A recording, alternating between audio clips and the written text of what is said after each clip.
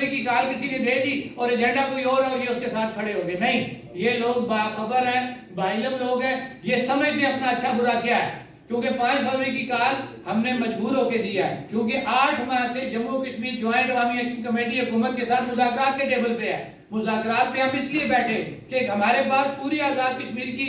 لوگوں کا ایک مینڈیٹ تھا کہ اگر ہم مذاکرات پہ نہ بیٹھتے تو کہا جاتا جناب کہ کمیٹی نے ہٹدھرمی کا مظاہرہ کیا, انہوں نے مذاکرات نہیں کیے. ہم نے اوپن مذاکرات کیے ہیں, ہم نے کوئی چیز نہیں چھپائی. جو ہم نے مذاکرات کیے ہم نے باہر آ کے میڈیا ٹاک کی اور میڈیا کو بتایا. اور آج بھی میں اپنی اسی بات کو سیکنڈ کروں گا کہ جو میرے کئی ساتھی بھائیوں نے پہلی میٹنگ کے بعد ہم سے لی تھی, میں آج بھی یہ بات کہوں گا کہ حکومت اور ہم ایک پیج کے اوپر ہیں. ہمارے تقریباً معاملات سیٹل ہو چکے ہیں, لیکن سمجھ نہیں لگ رہی کہ ہمارا ایک جو ایشو رہ گیا تھا پروڈکشن کاسٹ کے تعین کا, اس کے اوپر بھی میٹنگ حکومت کی وفاق سے ہو چکی ہیں.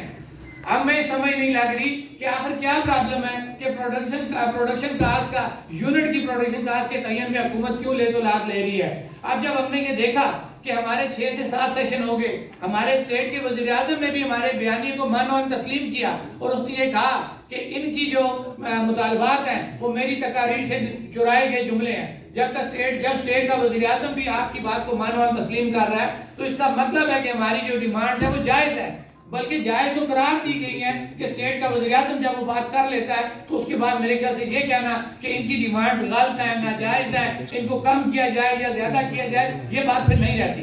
جب اسٹیٹ کا وزیر اعظم بھی مان گیا, اسٹیٹ کے وزیر اعظم نے اور اس کمیٹی نے ہمیں پیپر بھی سائن کر کے دے دیا کہ آپ کا مطالبہ پروڈکشن کاسٹ کا بالکل درست ہے, آزاد کشمیر کے لوگوں کو منگلا ڈیم سے پیدا ہونے والی بجلی پروڈکشن کاسٹ پہ دی جائے. اس کے بعد آزاد کشمیر کی عوام جانے, آزاد کشمیر کے ادارے جانے کہ ہم نے ٹیرف کیا بنانا ہے, ہم نے بجلی کی ادائیگی کس طرح کرنی ہے, یہ ہمارا مسئلہ ہے. یہ بات ہم اس لیے کر رہے ہیں کہ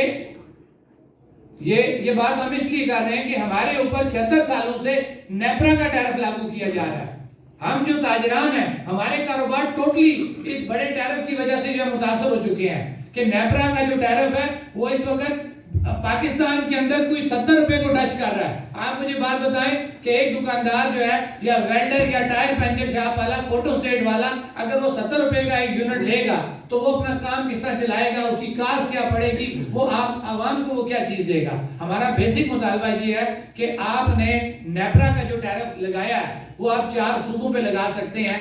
کیونکہ 4 صوبے آپ کے پابند ہیں کہ آپ اگر ایکویلٹی چاہتے ہیں تو وہ ایکویلٹی آپ ان 4 صوبوں پہ کر سکتے ہیں. آزاد کشمیر پاکستان کا ایسا نہیں ہے, یہ الگ ریاست ہے.